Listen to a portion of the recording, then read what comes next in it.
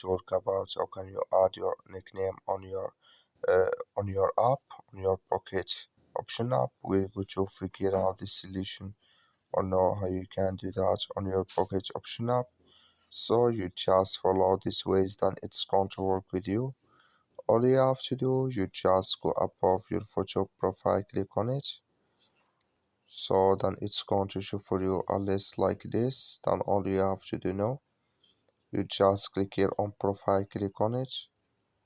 So then you come to next step here, it's going to show for you like this. You click here on profile. So when you click on profile, it's going to take you to this list here. Then you go down, just keep going down here. You come here to nickname, click on it. So then here add your nickname here, then you click in this sign, then it's going to add with you.